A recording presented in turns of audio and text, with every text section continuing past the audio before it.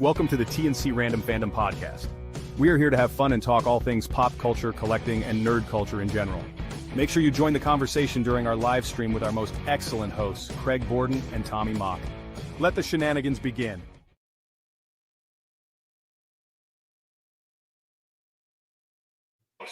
Good evening, all you out there in TNC fandom land. I am Craig Borden, your host, and with me, as always, is my good buddy, Tommy Mock. How the hell are you, buddy? I am good. I am sore, but looking forward to finally doing this episode. You know, some of the things that I look forward to in these days is doing this podcast with you, my friend, and also doing my acting thing at Genesee Country. So, and you got to do both of them today and yesterday and the day before that. Yes. So on and Opening forth. weekend this week. So it was like hours and hours and hours of dancing and acting and just Christmas joyful and triumphant. Yep, there you go. And then we get to build off of our, wonderful episode of last week, which was talking about all things Christmas, holiday movies, and Die Hard, because why not? And Gremlins. So, but anyways, you hit the nail on the head there. And after the world's worst Good Morning Vietnam impression that I just did there a minute, we're going to talk some rock and roll. And we're going to talk all things Robin Williams tonight as you and I, Tommy, when we started this show, we tried to think of something that was in that kind of like, I pitched you on the idea, if we're going to do this pop culture thing, we needed to have our own way of quote unquote enshrining the people that we love or the things that we truly love in pop culture. And this is obviously by popular demand kind of thing. Right. But we talked about this icon level, and here we are. Yep. And I pitched the idea of just referring to these episodes when we do pick out a particular star, actor, actress, musician, whatever, refer to that as the icon series. So if you ever see our episode posts, we will often reference what it is. So right now, this is episode 1 of the icon series. Correct. And we, like I said, starting with Robin Williams, you could not pick a greater influence in all things pop culture, whether it's stand-up, improvisation, TV, movies. Everybody has been touched by Robin Williams in some fashion throughout any of these venues. And to the point that he's been now dead, unfortunately, for 10 years. 2 months ago, Tommy. Yeah. It's hard to believe. It feels like that just hit me yesterday, but you're still hearing wonderful stories about the man that Robin Williams was. And I'm sure you heard the most recent one where with Conan O'Brien, or have you not? Or did you see that one flipping through your Instagram feed recently? I don't know if I seen that one. I did see one referring to John Candy and Conan O'Brien, but I have not seen one referring to Robin Williams. So why don't you enlighten me, good friend? So in the midst of this one, Conan O'Brien famously got kicked off of The Tonight Show. Because the ratings were down and Jay Leno wanted his spot back. So obviously, I don't care who you are, even somebody as lovable and silly as Conan O'Brien is, that is a punch to the damn kidneys. That's not even, a gut punch. That's like just completely wrecking you. Obviously, he ended up having a great stand-up tour between landing his show on TBS and The Tonight Show. But apparently, right when he lost his job, he wasn't really big friends with Robin Williams, but Robin Williams apparently obviously is like, I need to lighten this guy's load a little bit, or just want to do something nice for him. He found out that Conan O'Brien was a big bicyclist. He loved to just, go out and wander around on his bicycle, and that was kind of his thing to do. Robin Williams sent him a message and said, go to this bike shop. There's a present for you. And apparently it was like an Irish themed bicycle, like full on, like crazy, like Guinness, like logos and pub related things, the kind of like weird, kind of like orange tassels and everything on it. At least this is how Conan O'Brien discussed it on whatever, I think it was on his own podcast. But the fact that, like I said, I'm sure it was like 6 degrees kind of level. They knew of each other, but maybe it wasn't the best of friends. But the fact that Robin Williams went out of his way, Conan was blown away by the fact that he went out of his way to help him with that kind of thing. And it did like I mentioned, lighten the load in the midst of a rough situation for him. And it was all because of Robin Williams. That's awesome. That's a great story. You hear a lot of stories and you see the memes of what Robin Williams has done for people, has spoken words of wisdom to people. And a lot of that actually translates into the art of his acting. And whether it's he's completely off the wall or he's being dead serious, you can feel the emotion and the way that he delivers his lines and the way he acts. I would have to say that if I ever had the opportunity to be around him, he is one of those people that you just want to be around. You don't have to interact with them. You just want to be around them because you want to have that suck it up aura. Yeah, you want to have some of that. You're hoping that you get that greatness through osmosis, and it's and it's penetrating you. And I would have to say it's a loss. It's a loss to not have that genius that he is. Yes, and I think you nailed the wording, genius, because this is a gentleman that I didn't know this until I watched that documentary I told you about that was on HBO not terribly long ago. That was very good. I would highly recommend it. It shows the full life from when he was in school to becoming an actual classically trained actor, which people actually, don't know. Most people picture funny Robin. Most people don't go to those other movies that we're going to eventually get to in the show tonight that are the more serious roles. And I still think it's hilarious that in his most prestigious role in Good Will Hunting, which was an Oscar supporting actor role, and it was still a funny moment with him and Matt Damon literally talking about his wife's farts, and those are the things he misses the most about. So only Robin Williams can make that funny moment something so serious to the point where you could see it literally bringing tears to Matt Damon in that scene, and he's still in stitches, like just dying laughing. So that's the summary of it. But I wanted to start the show here, Tommy, and please, if the audio doesn't come through into your headset, please let me know, and I'm going to stop it. But I have a clip from what I'm going to call showing off full Robin, the improv king, the comedian, the everything that you would ever get. And it's amazing to me that with him being such a great improv comedian, that with Whose Line Is It Anyway, that he was only on this one episode. And I think I see more clips from this one episode of Whose Line Is It Anyway on the internet than I see any other parts of that show. And I think it just speaks to it. And I'm going to just get this set up here to play, but go ahead if you got anything to add to that while I'm getting ready here. No. I will say that going through improv classes myself, and, shout out to the Focus Theater and to, my improv mentors, Megan Mack, who works for WXXI and other such things. You learn how to do a lot of this, but he was always on. His head, the wheels are turning. And I know from improv, it's not always easy, because when you start a scene, if you start a scene, you already have an idea of where you want the scene to go. And somebody will come in and yes and it into another direction. And the yes and can be anything. And especially when you talk about somebody like him, you could throw the weirdest curveball at him, which you're going to see here in a minute. I don't know if you've seen these clips or not. I remembered them, Tommy. I didn't remember them being this damn funny, but I'm going to just put it up because it's just that much more fun to talk to. But we'll talk about it afterwards. So, Scenes from a hat. That's for all of you. Good. Now, before every show, we ask the audience to write different suggestions down for stuff. What's the dead rabbit for? My old career.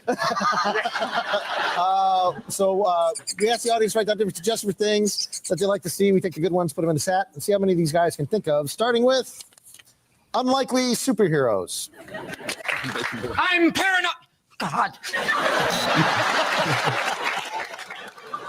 Inappropriate anecdotes on a celebrity talk show. So I said, "Get off me, Grandma, I'm done."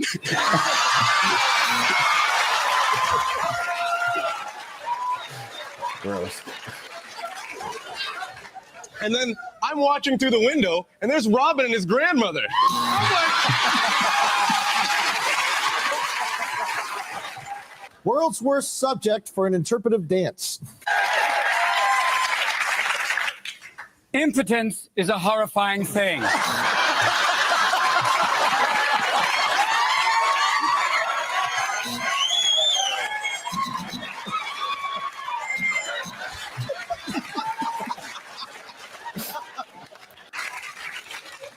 Is this the loved one?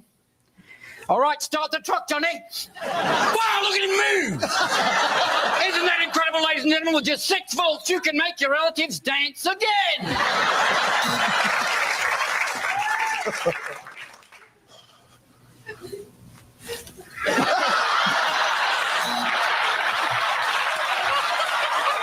Some of these visual gags you can't really Things see. you don't expect to hear when you put your ear to a seashell. Who's your daddy?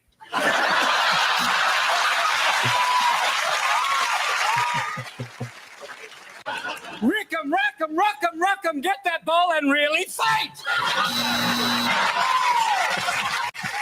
bring me those Dalmatians quickly. Bring her through. Okay.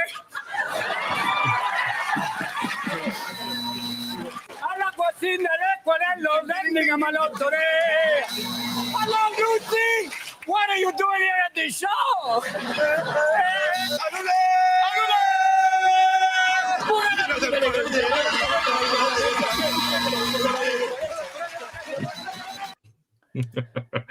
So gold, that's all I could say. And I just can't believe it. Looks like like I said, this was one episode. It looked like from that one clip that we watched there, Tommy, that he'd been doing this with these people for his entire life.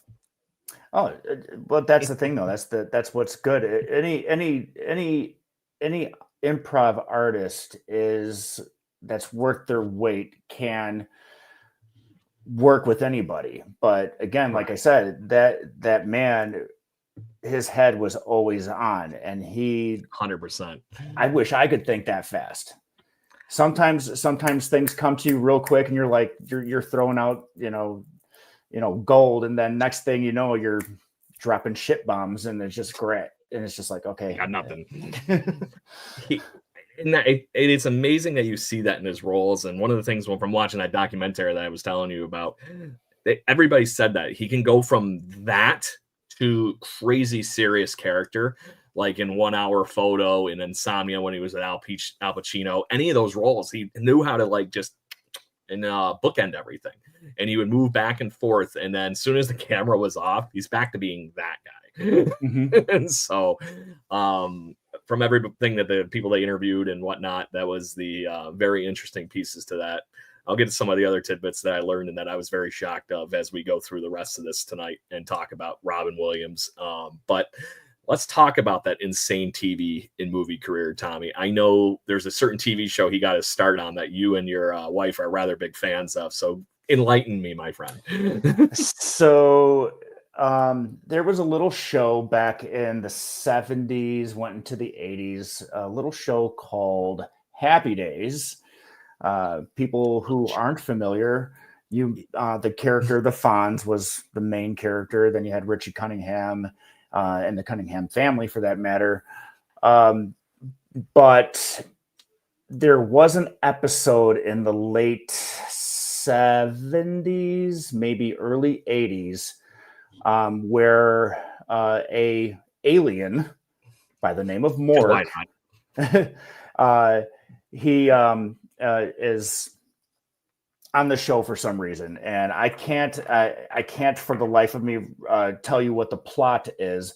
But to make a long story short, the character of Mork that started out on Happy Days ended up becoming I would have to say an unofficial spinoff of Happy Days. So Mork and Mindy, the show, was a spinoff of Happy Days. And to that point, it turns into Mork and Mindy, which what we just saw, he got a full chance and a free ride to do whatever the hell he damn wanted on that set. And what I learned in that documentary, and I thought this was a really, really wild thing. The director of that TV show decided to get another camera and pay for it and just have that one camera follow Robin Williams around while he was on set. That became a normal because of Robin Williams. And because you put your best actor or actress 100% on camera, you're going to find that extra piece. And that was more or less the summary of what they were talking about. When they were on that set, he was going to do something that if you didn't have that other camera, you were going to miss something that was going to be amazing for the TV show. And it would have been hard to recreate and get that same juice out of it. So just amazing that's the kind of buildup that you got from having him because of that crazy mindscape that you were talking about on how he progressed and he's thinking 10 miles ahead, where you and I as mere mortals are stuck in the now. So stuck in the present where we don't necessarily want to be, but and to that point, to be able to 10 jokes ahead on that whole thing, he's thinking of where, if you and I are back and forth and he's in the room, he's thinking where this conversation could go, not where we currently are at this moment. It's that giant outreach to be able to go and just have that shuffling of genius, like we were talking about, be able to get to that point and still eventually get to exactly where the script was. That's the more wild thing, I think. Right. So, but obviously, Tommy, that was his big break. He was an amazing stand-up comedian to that point, but that TV show is what springboarded him to so many other pieces and got him there. The funny thing is, so his first feature-length film was a adaptation of Popeye the Sailor. A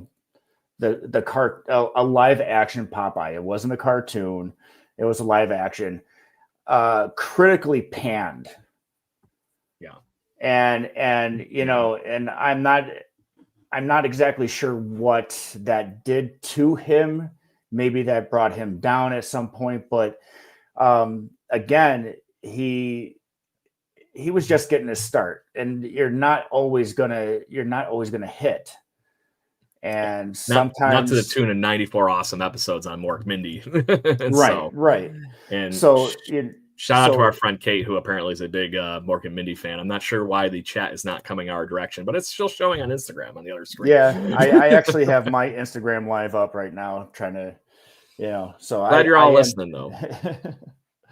But then he would go into not always I would have to say one of his earlier works was actually not a comedic, but what's it? The world was it The World According to Garp? I think it was. That was with Steve Martin as a Broadway thing, wasn't it?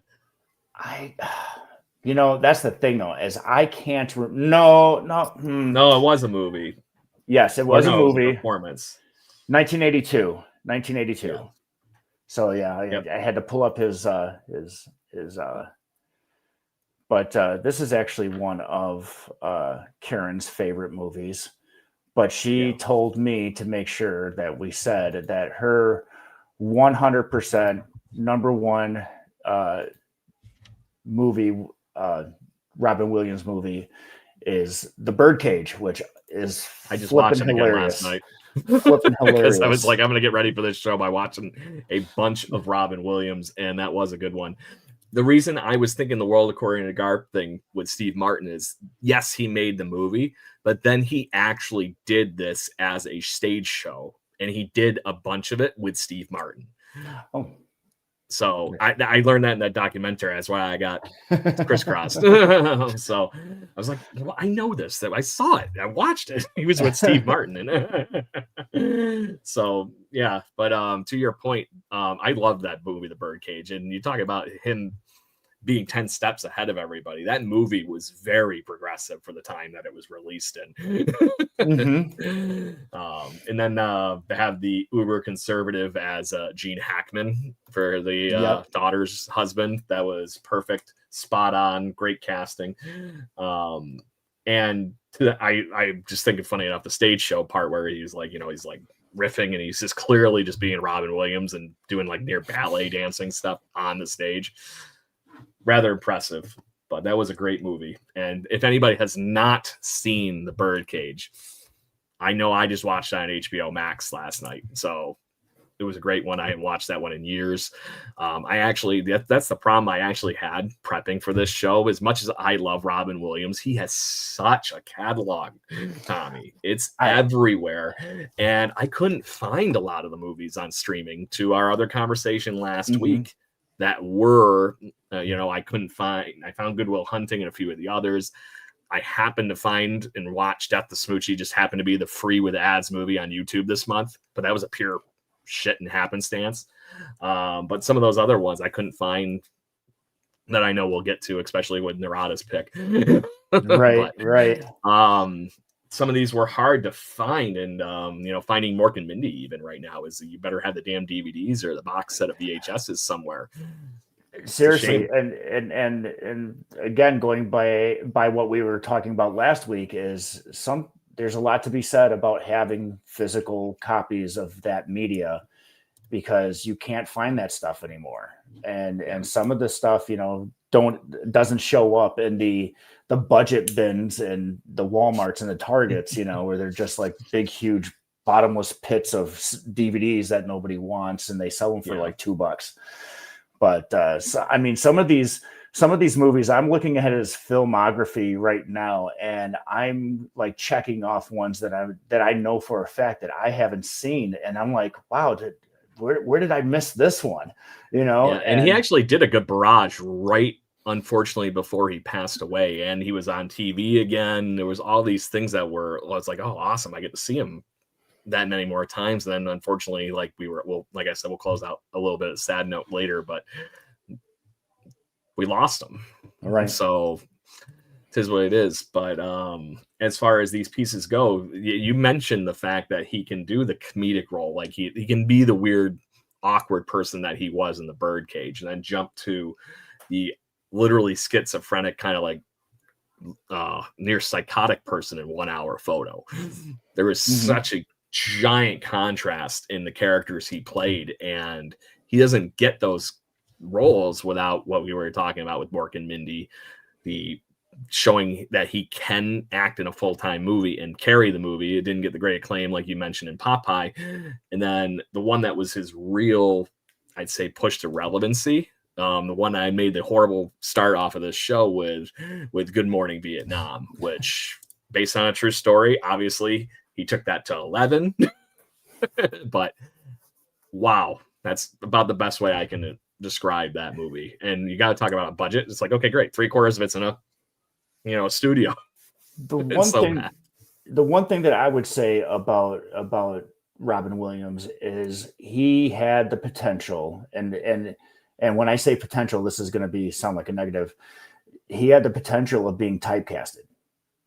Very much really, so. Very early on in his career, but because of his being classically trained as an actor and having those comedic chops, he proved early on in his career that he could, hang with the really dramatic actors of the day and of the time, and still be able to throw out those one-liner zingers as quick as shit, Yeah. But to that point, I wonder how much those actually, those same brains led to some of those same improvisations that you would have led to in those dramatic roles, that maybe that was the, reason the character came off the way it did. Right. And to that point, those characters, like I said, all over the place, great roles, every damn one of them. And for every one of those dramatic roles, you got the weirdest thing I found on his, biography page here. He actually released an early MTV music video where he was Elmer Fudd singing Bruce Springsteen songs. I remember that one. Slade, I got to find that. I love that one. That's that's like really early 80s, like stand up. Yeah. 83 it says. So that was you know, and then obviously, like I said, I was looking through his IMDb page here and was getting, you know, working our way up to where we currently are at I'll say the highlights of these wonderful things is there's only so much we could cram into an hour talking about Robin Williams, and Good Morning Vietnam is where we currently are. But some of this TV shows and movies and whatnot that he was in the midst of this too, same thing. But and then he even did a, you know, I'll say Peter Pan kind of thing with a short here called Back to Neverland. Obviously, eventually went on to play Hook Peter Pan and Hook, which was another weird character for him to be in, because that was honestly just a weird story to begin with, a fun one. Yeah, but what if movie Peter was Pan a very grew different up? premises. Exactly, but he was never supposed to grow up, Tommy. I know. And then bangarang. So gets there. But so before you cue that, you're queuing? I don't have something anything up, queued right? yet. Okay, I got nothing yet. I want to. So if there's people that are out there listening live right now, and if you're catching this later on, my question is, and it's a two-parter: what is your favorite Robin Williams comedic movie, and what is your favorite Robin Williams dramatic film? Because I have my choices, but you know, and there's a couple even there that kind of dance in the middle a little bit too. So, but anyway, go ahead, lay it on us, man. So my dramatic one is, and we were talking about this last night, is Jack. If you do not cry at Jack, you have no soul. I'm just telling you right now, that movie is. It gets you in the feels. It really does. But as far as a comedic, I would have to say it either has to be The Birdcage or golly, man. Now that I'm thinking about it, it's like, oh crap, which one was There's it? just so many of them. That's the problem. I would have to say probably the Genie in Aladdin. So, you know, I mean, literally the job that he was animated for. You're gonna go backwards here and go, I need a comedian that is basically an animated cartoon. There's only two names in my repertoire, Tommy, that come to name, and number one is Robin Williams, number two is Jim Carrey. Those two are the only one that I would picture. It's like, if God created these guys as cartoons, I would have just assumed it. Right. So, but yes, I agree with both those picks. I would say the dramatic one that I was going to pick was, obviously, I agreed with you. Jack is probably the top list one. I'm going to take another one here, and just for the sake of doing it, I really enjoyed the movie. I just lost it. Patch Adams. So that was the one where he was the, why can't I be a funny medicine person and still do my job, but bring a little bit of laughter to the kids' cancer ward that he ended up being in. And it was a serious role, but had that play on top of it too. So yeah, room for him to show everything. I would have to say, when it comes to Patch Adams, that to me, that's more of a dramatic role all the way around. I wouldn't even call that a dramedy, because that's I agree with you that it's definitely tipped more scale that way. God, comedy though. I you can go on and on with him with comedy movies, but I'm gonna go the one here that you didn't mention and we haven't talked about yet, and that's Mrs. Doubtfire.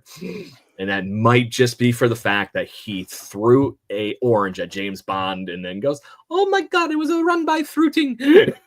Drive by. Yes.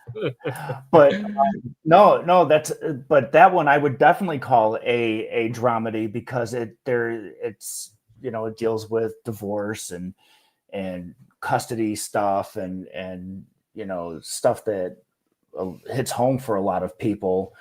Correct. So, I would yeah. say that the comedy part to the scale we were talking about, it is definitely tipped more in the shenanigans, I think. Oh yeah. I agree with you that it's a very close split, 60-40.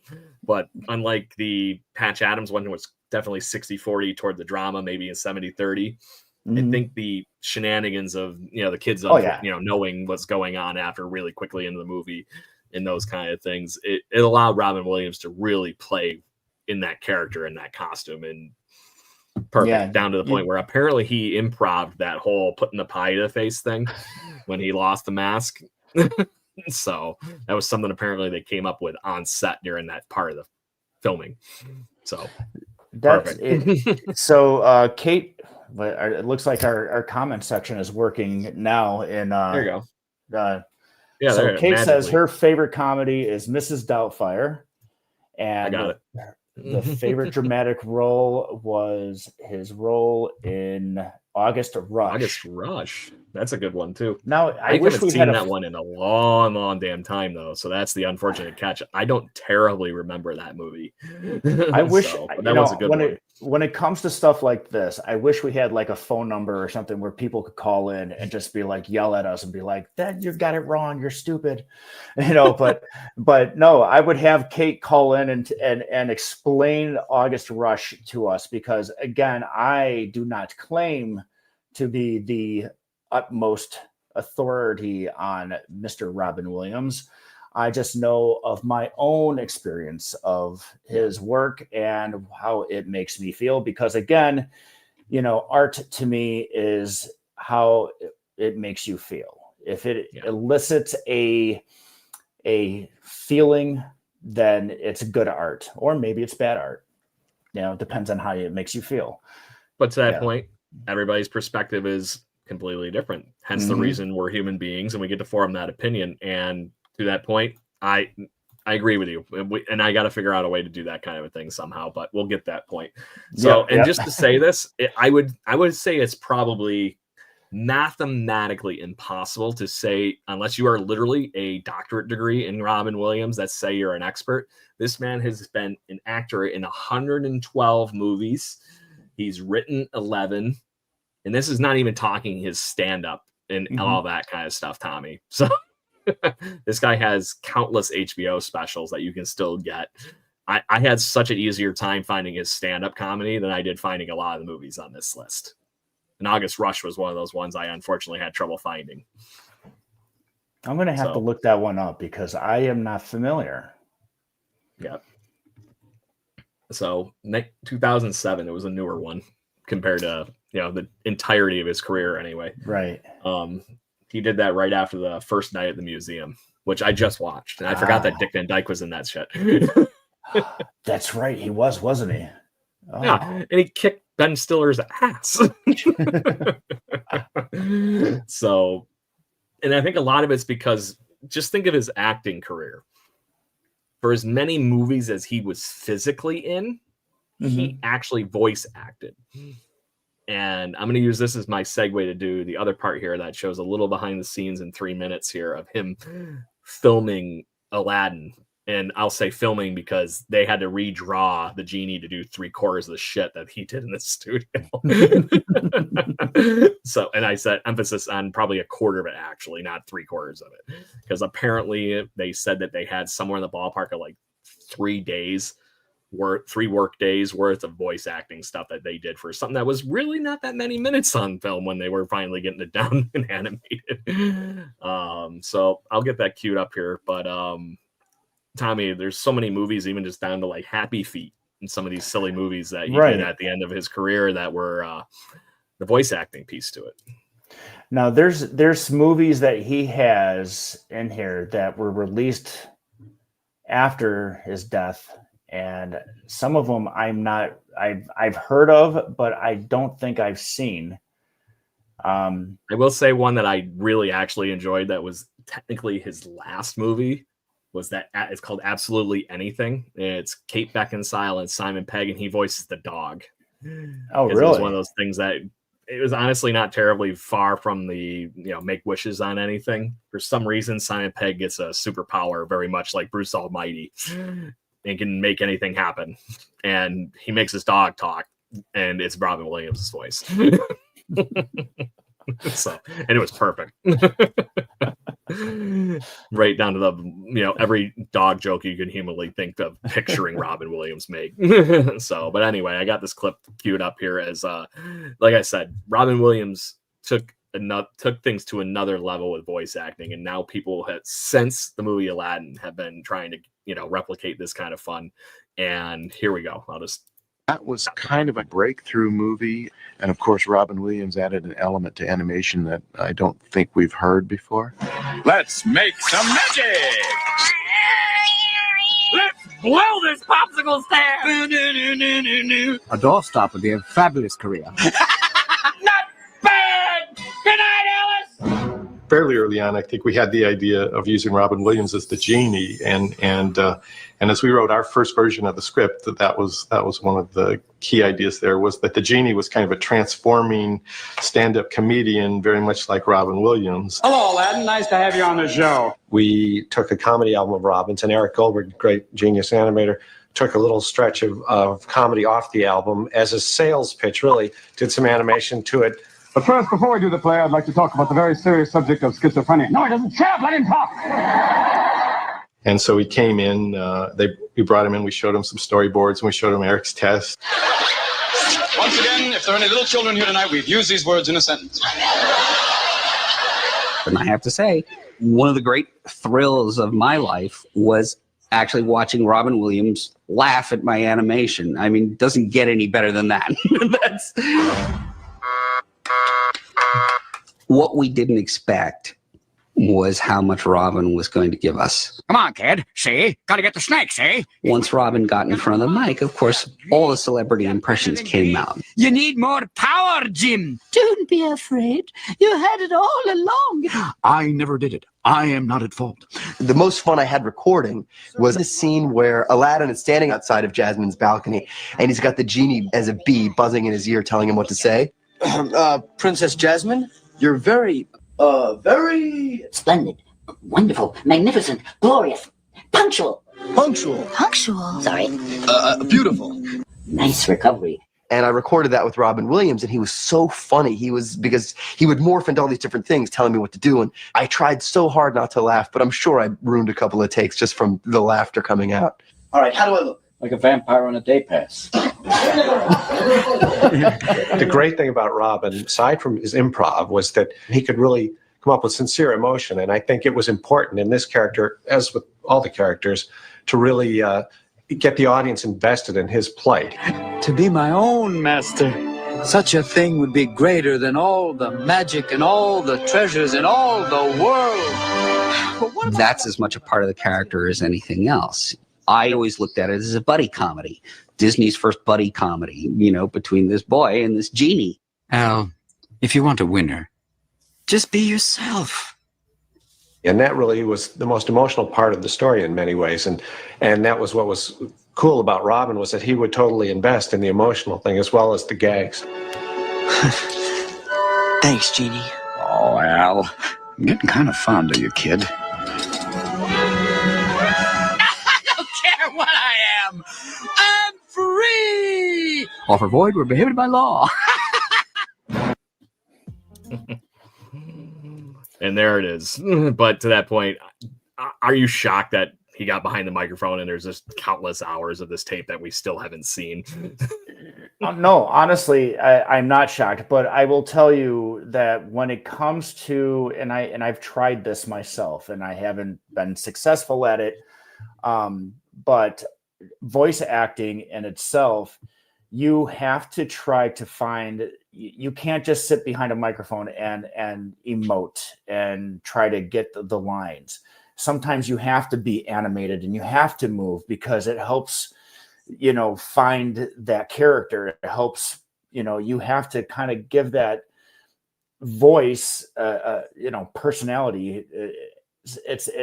You have to be animated in order to get the right emotion for those characters. And otherwise it just comes off not sincere, right? Right. It doesn't come out natural, just like people who are just getting into acting and everything. And if you don't have any type of chemistry with your scene partner, it feels clunky. It doesn't feel natural. It's flat, but and that's exactly it. And to see him being animated, and that's just his process. He's moving. He may be in a small box with a microphone in front of him, but he's going to explore that entire box. Oh yeah, there was plenty of that to the point that his co-star there is like, I didn't catch that the first time I watched that clip. Was like, goes, how did I do it? It was like a vampire on a day pass. It's just or how does it look? That was the like kid. That was the silly. kid. The love interest from Full House. DJ's love interest. If I can't remember what his name is, so whoever's listening, remind me. Feel free to DJ's. Feel free to dump that one in. So, but back to where we were talking about, it's just that level of, like I said, not only did he define a role in stand-up comedy, he defined a role in being a serious actor and a funny actor, and then he continued that on into this voice acting. Like I said, Tommy, there's so many movies on this list that, like I said, I knew he was in a lot of movies. I never actually looked at the count until I looked at it a few minutes ago, where it was 112 movies that he touched. Not he was starring in, but there were so many good movies that he was in. Like I mentioned to you, one of the more random roles that I enjoyed him in was that Death to Smoochie.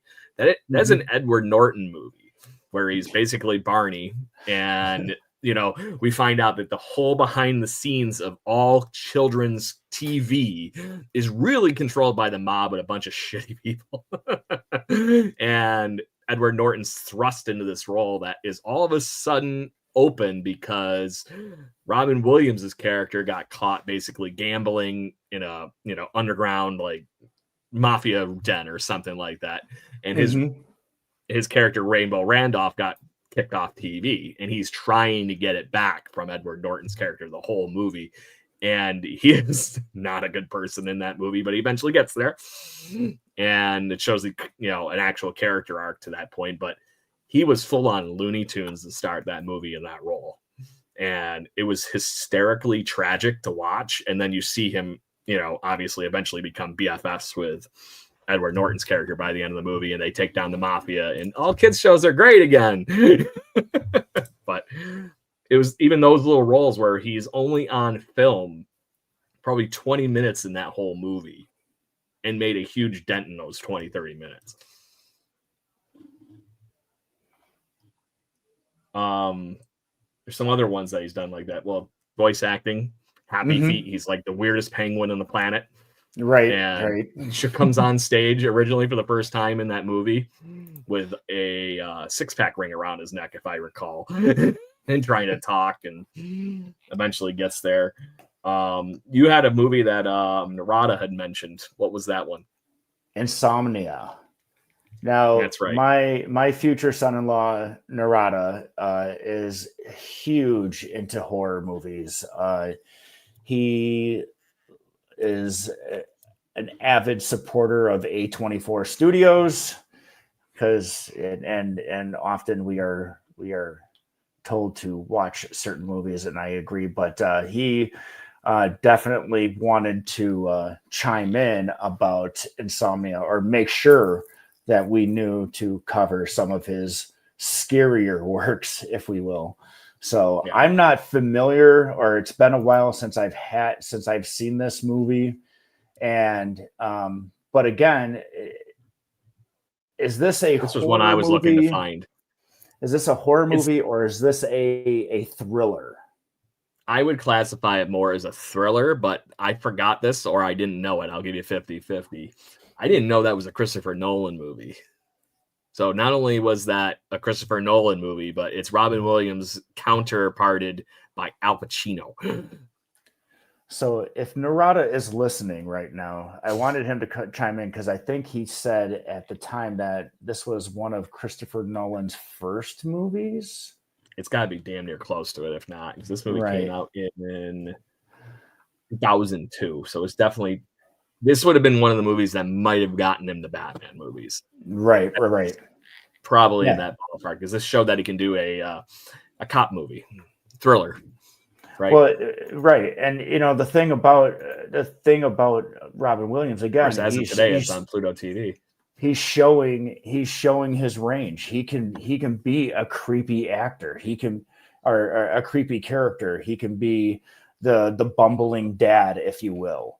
You know, I remember being uncomfortable from the role that he played in this movie. Mm-hmm. It was in that ballpark of like not blatantly obvious creepy, but you Right. can see the problems.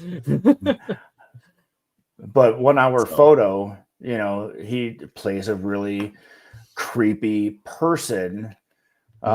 You know, so again, like I said, he had the potential of being typecasted early on in his career, but he was able to prove that he is much more than the guy who makes silly voices and is always on and animated.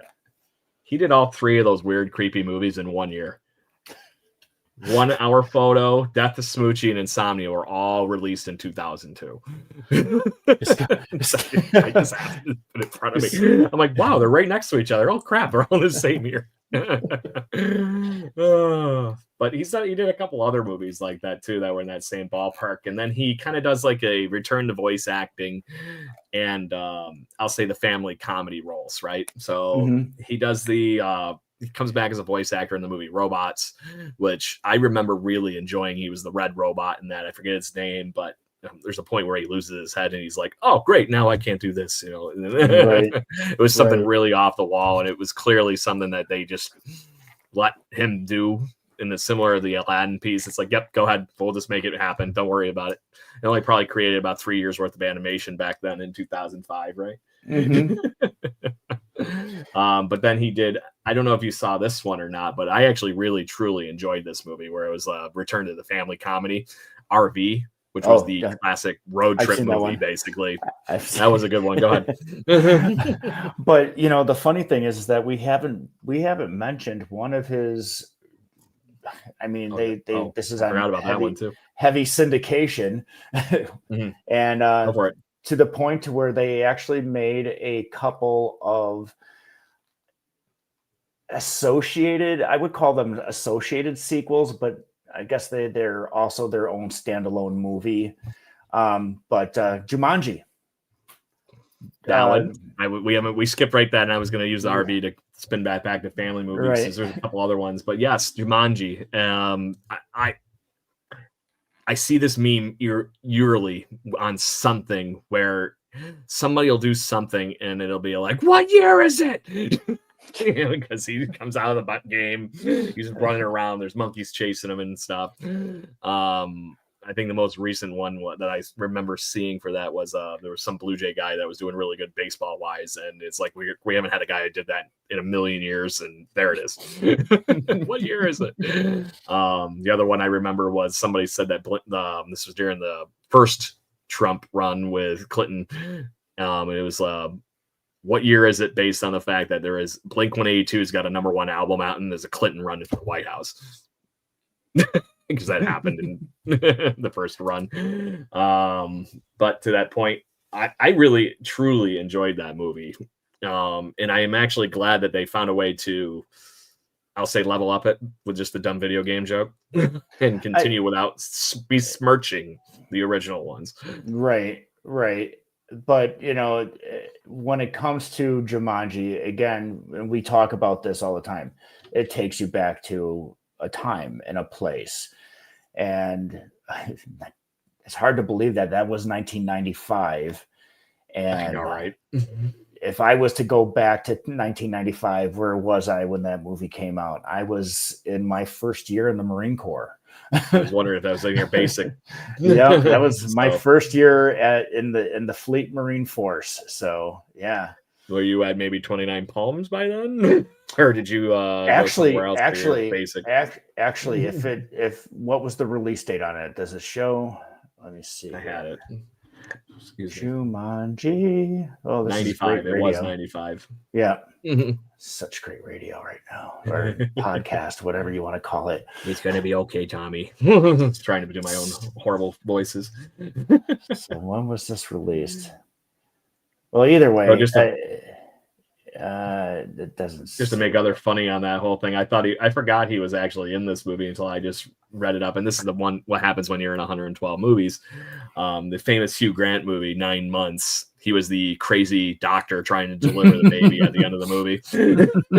So, but at that point, other ones I wanted to talk about with Jumanji in that same essence. I can't believe I missed this movie because for a long time, this was one of my very go-to real life movies for, acting for Robin Williams. That was Flubber.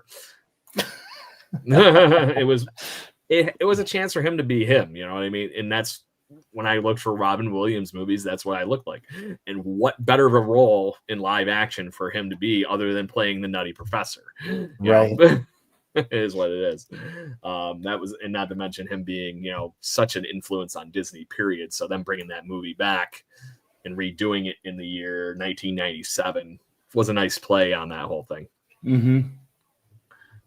And then that same year he releases his, actual Oscar-winning performance and his supporting actor role that he won the Oscar for in Good Will Hunting, opposite of Ben Affleck and Matt Damon. Did you figure out where you were yet? Yeah, it was December 15th of 1995. So I was in Hawaii. I was stationed in Marine Corps Base, Hawaii, Kaneohe Bay. Yep. With so Second Battalion Marines. And thank you again for your service, sir. You're so before welcome. we end the show with the fun here of talking Robin Williams's stand-up career, because we would be really doing a disservice if we didn't show a couple of his major clips that are still circulating around the internet to this day. And one of them is one of my personal favorites. He actually got a chance to, like we mentioned, the career spanning crazy that it is. He got to play the president-elect in a movie called Man of the Year. I don't know if you saw that one, but that had the comedy stars of comedy stars between Chris Rock was in it for a little bit. Louis Black. It was at that time for 2006. It was just every good stand-up comedian you could think of. I think Jon Stewart's even in it. It was all those pieces to that. It was a really fun one. Night at the Museum turned into a trilogy where he was a great character in Teddy Roosevelt, which ended up being a very pivotal, emotional person for all three of those movies, and ended up being a giant springboard for one of my current favorite directors in Sean Levy, who Deadpool fame, works with Ryan Reynolds too much. But like I said, Tommy, the thing is with his movie career, like I said, you could freaking take a doctorate just studying Robin Williams and the infinite amount of movies and stuff that he's in here, and you still would probably not really get everything. 3 Night at the Museum movies. He did a TV show at the end of his career called The Crazy Ones, which you could start seeing some of the decline, but I still really loved watching him, period. Even at that point with the unfortunate parts of his Parkinson's diagnosis coming in, and then what we all unfortunately found out after he committed suicide in the autopsy was that he actually was suffering from Lewy body dementia, Tommy, which apparently from what I've read about this, it's like that could be you were not your person that you were ever one in your whole life from that type of dementia. It's not even in the point where the stereotypical point is like you're not just there. No, you're a completely different person at times, paranoid, all these kind of things. So you wonder what really probably contributed to his suicide. Unfortunately, that was probably that diagnosis not being there was probably a key piece to that. And his widow, his last marriage, has made it very abundantly clear and has been fighting in favor for getting support for that type of dementia and trying to obviously turn a frown upside down here, very much like her husband. Right. So anyway, is there anything else you would like to talk about before we play fun here with a little bit of his old stand-up career? Because like I said, I have an oldie and I have a more newer one. I would definitely say because you kind of hit the head on something, and then I think that we would be irresponsible if and I'm going to ask you to try to see if you can find this, to put this up, to put up the suicide prevention hotline, because we would be very, very irresponsible to, if we're going to talk about it, we should put out the resources out there that are available to people if they are in need of help. Yeah. It's actually gotten a lot easier than I recalled. I didn't realize you could literally just dial 988 on your phone at any time now, and you would be hooked up with somebody to help you. Yes. So there you go. There's that piece. Let me get it up here on the screen. So good call, Tommy. And on that avenue, if you know anybody that's suffering, or if you are obviously just looking to have a good cause to donate to any charity that is taking any money for Lewy body, dementia, or any other of that kind of stuff, please feel free to join in. I'm sorry I don't have somebody right in front of me, but please, obviously these are big things that affect everybody's lives, and not that it's good to lose anybody at the end of the day, but obviously to this day, 10 years later, people are still feeling the impact that was losing Robin Williams at the age of 63. Very much so. And again, if you or somebody you know is struggling with mental health and has had thoughts of suicide, please refer them to 988, which is a suicide prevention line. There will be a crisis line. There will be people there to talk to you. 100%. Good call, Tommy. Thank you. Yep. So anyway, let me retool here for really quick so I can get the other. Like I said, you can't end on a sour note. We got to have some fun. Not that everybody, I hope everybody does get the help they need, though. So while you're queuing that up real quick, I want to say something. So, and this kind of goes back to episode 1. We were talking about how Disney would spend money and make these straight to video sequels to movies that were beloved, and they didn't want them. Keep doing a bunch of those. So Aladdin was no stranger to that. So they made a sequel. I believe it was called The Return of Jafar, and it did not have Robin Williams as the genie, and I don't think it did very well. But when they wanted to do a third movie, they brought Robin Williams back in 1996 for Aladdin and the King of Thieves. So, they knew that they had lightning in a bottle, or a lamp, if you will, by bringing Robin Williams back. Yeah. So, but to your point, exactly. I see what you did there. Very clever. It's like you were 10 steps ahead on that one. Oh, yeah. So I'm going to predecess this joke because I don't remember how far he gets into it here, but this is Robin Williams talking about how maybe God got stoned a few of the days that he was trying to prep up everything. So here's Robin Williams in one of his best bits. You think that God gets stoned once in a while? Look at a platypus. I think so. There's a. You think God's up there going, okay, let's take a beaver. Okay, let's put on a duck's bill. Hey, I'm God. What are you going to do? Okay, he's a mammal, but he lays.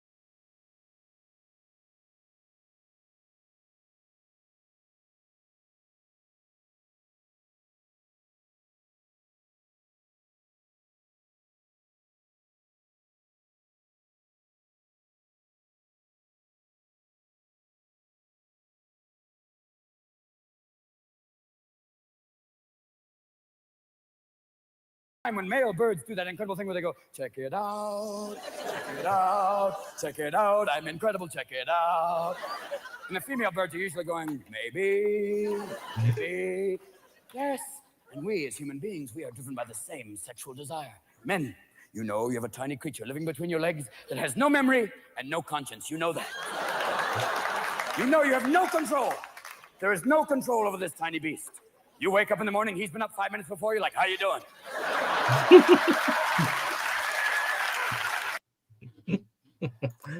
So that's the one I had. And then I told my other buddy, Jason Lyons, who is the co-host with the Jaybird Watching podcast that I also do for Blue Jays baseball. This is his favorite bit, and I just got to get it here. Where'd it go? I'm going to predecess this one by saying that it is a bit about golfing, which my buddy Jason is a avid golfer. But at the end of the day, this is easily one of the funnier bits that he's done in his later part of his career. Tommy, have you heard this one? I don't know. Let's get there. Quite possibly.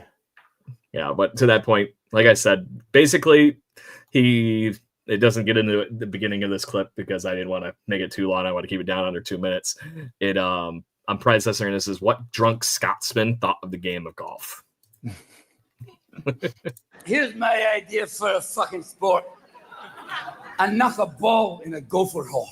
Oh, you mean like pool? Fuck off, pool! Not with a straight stick, with a little fucked up stick. I whack the ball, it goes in a gopher hole.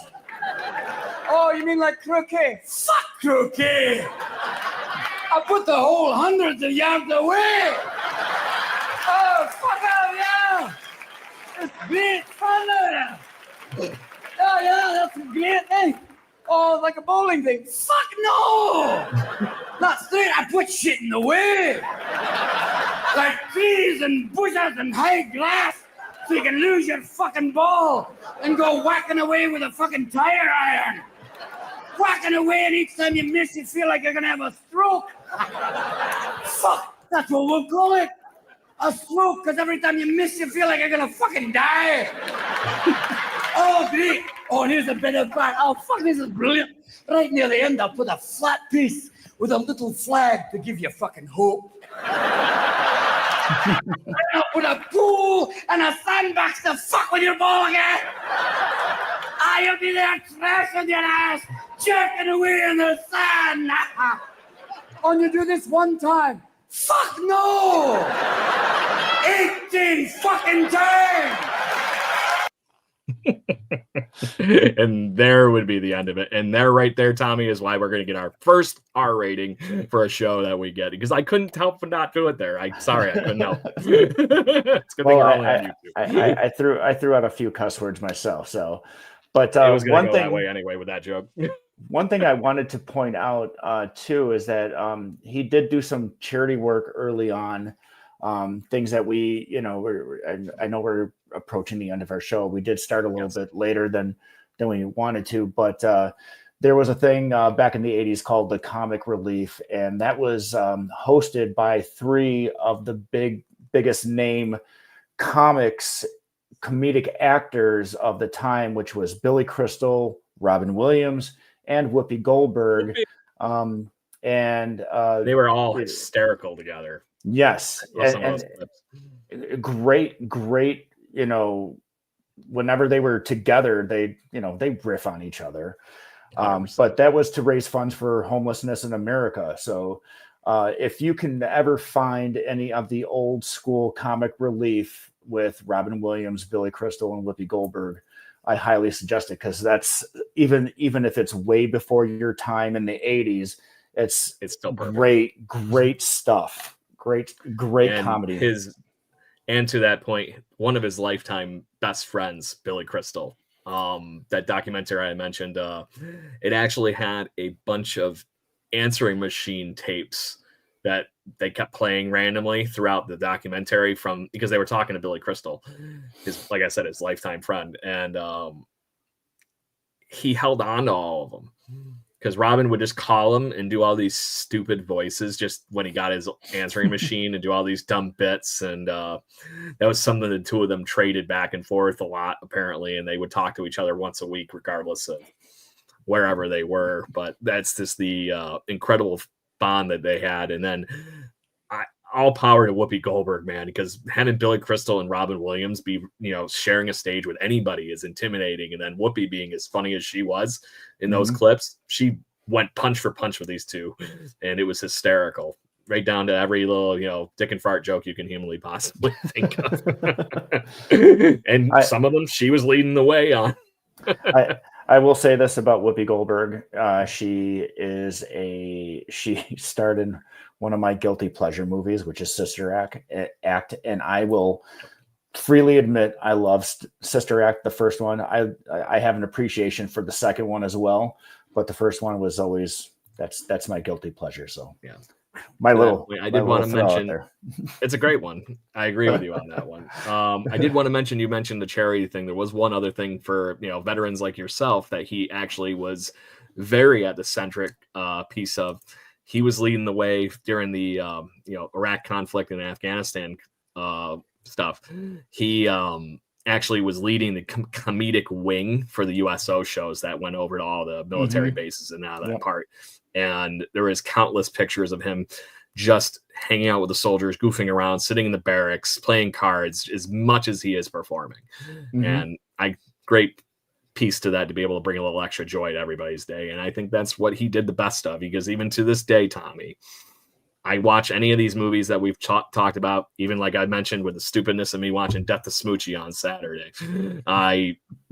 It brings a tear back to my eye knowing that he's not here anymore. And the fact that, like I said, you can just go to that moment instantly when you see one of those clips from Aladdin, see something like you mentioned from Jumanji or any of these awesome movies, or just even down to something like this that you can find infinite amount of his stand-up stuff on YouTube. Those are the things I love about the internet, is I can find something like Robin Williams to make my day happy at the end of the day and just have a win. And he's there. I am looking at you and the way that I can hear you kind of get a little bit of a crack in your voice and stuff like that. This was a question that was brought up, not for the show or anything, but just out of, conversation and everything, has there ever been a celebrity whose death actually had an impact on you? And obviously, and I can tell by the way that the way that you have this great appreciation and dare I say love for Robin Williams and his work, that that his death actually had an effect on you. Yeah. Would that be a true statement? You nailed it. Easily, he was the first, I'll say, big celebrity that I grew up loving, that I got, like I said, just like everybody, taken away a little early. He was only 63 years old, Tommy. It's the same age as my parents at the age of 40 for me right now. I know most of my friends and family. I have friends that's a very, big, thick piece of the people I know every day are in that age group. And like I said, he always, regardless of him being obviously on the other side of the screen, somebody like Robin Williams to me growing up is like, I always had a friend in somebody like that. Hence the, awesome song that he write and help out with. It felt like that, regardless of the obvious division, and I've never met him. Those kind of things. It just felt like he's one of us. Any of us can do what he's doing. It always came that way, regardless of that level of genius and polish that we had talked about throughout this whole episode. So yes, that was one of the first ones that hit me hard. And I know it was only 10 years ago, but I was like floored that day. It just felt like, right. Piece of laughter died. You lost your favorite uncle, basically, Yeah. And I would, and that's the thing though, is like I said before, it was just you didn't even have to interact with him, but if you were to have, just to be within that person, within his presence, and you knew that you were standing next to greatness, and I'm going to predecess this with a question for you then, because obviously, and this is just going to be a nice way for us to end this show and bookend everything. Obviously, everybody has that list of people that they wish they could have a conversation with in their life. There's a few, and Robin Williams would have been one of those people easily on the list for me. Is there anybody in that ballpark, that dead, alive, doesn't matter, I don't care, that you would just like move heaven and earth to have a conversation with, even if it's just for a few minutes? Is there anybody that comes to mind in that ballpark for you? Yes. Actually, there is, and believe it or not, it's none of the Def Leppard people. It's no one from Def Leppard. that one shocks me more than anything, but that's beside. Maybe it's because you've actually had the pleasure of meeting them and shaking their hand. Yes. Shock that. Check. But mine actually would be Jimmy Buffett. I would have loved to not only see him live, which I missed out, but to actually the man, I became a true fan later on, and kind of just embracing that lifestyle of, you're on island time, and it's just, it's just chill. And and you've known me for quite a while. You know that I've been very manic and all over the place myself. So when I can actually find something that has brought me to a place where I can actually just have some form of zen and bring me down to calmer waters, if you will, and be even keel. But no, Jimmy Buffett definitely would be that one for me, if I could have a conversation with someone, and just to be in my opinion, greatness. Yeah. So I think I might have kicked the ball in the right direction in the previous conversation. I have two that are very close to each other here. I just want to pick their brain. And one of them is I'll say a moderate pick off of what you were just talking about as far as character goes. Mm-hmm. I would love to just scratch at Sammy Hagar's brain for 15 minutes. Guy's had the craziest rock and roll career, from being in Van Halen, back in and out, getting the chance to play with all these artists, the upbringing where he was the guy on the farm 10 miles away from his girlfriend and literally had to get on his bad motor scooter and ride. And then the other one is, I would love to just, same idea, talk to Alice Cooper and see all the wild that led to that character, and just really get into what that mindscape got to. And then, like I mentioned, obviously Robin Williams is easily maybe the top one out of that list, but because I just want to know how he does that. I've always wanted to be a comedian. I've always wanted to do that level, but I just never had the chops to be able to riff like that. Mm-hmm. Even just sitting down and writing stand-up, I have some dumb jokes, but I need that conversation. So, and then the improv thing just never made a ton of sense. All power to all of you that can do that. So, but knowing that level, how to get there, would be curious to see how he did. Yeah. Go ahead. No, honestly, improv, some people get it and it just flows, but other people have to work at it. Like I constantly have to keep working at it. I would like to try to do some like dramatic improv more so than the comedic stuff, because again, on a comedic side of things, I always want, if I start a scene, I always want it to go in a certain direction, because that's what I think it does. And then if somebody, like I say, yes, and they go into a completely different direction, now I'm scrambling because I didn't think far ahead enough that somebody might throw me a curveball. So, and I've thrown curveballs to other people, and they've recovered great. So it's a muscle, just like anything else. Mm-hmm. Like I said, the problem is that on that avenue, Robin Williams was always in peak physical form when it came to improv. So, like I said, there's a reason and many people have called him the king of improv, period. And there's very few that have done it better than him, I would think. So on that note, Tommy, before I give everybody our exit scene, we are 13 minutes over. Is there anything else you would like to enlighten the fans on or talk to before we again, do you have a new idea for next week? I don't have an idea for next week. We gotta talk that one out. We haven't got that far because of the fun here. My brain is fried right now, because again, I got 2 more weekends of Genesee Country Village and Museum. Next weekend, this Friday and Saturday that just passed, opening weekend, with the snow, it looked like a Hallmark, greeting card. It was just fantastic. I saw your pictures. It's what Yuletide is supposed to look like, and then Sunday came along and everything melted away, and now it's just brown. But it's Western New York for you. This next weekend, we're supposed to get some snow. The temperatures are supposed to drop again. So hopefully we get back that scenery that we love. So if you are in the Rochester area or upstate Buffalo, Batavia area, and you want to go to see myself perform and dance, 19th century dance, get your tickets at gcv.org. Because they are a living museum, and reserve your times. They are selling out fast. I believe the last final weekend is sold out. So there you go. Buy your tickets. Good deal. So. Well played. Good plug. Good plug. Yep. So I guess next week's show is going to be a surprise. TBD. We'll let you all know. I have an idea I'll run by after the show. But anyway, anybody, thank you very much for joining us for our first tip of the hat to icon Robin Williams. Much appreciated for all of you joining. Thank you for the people that submitted questions and everything before the show and during the show. So make sure you listen in live every week.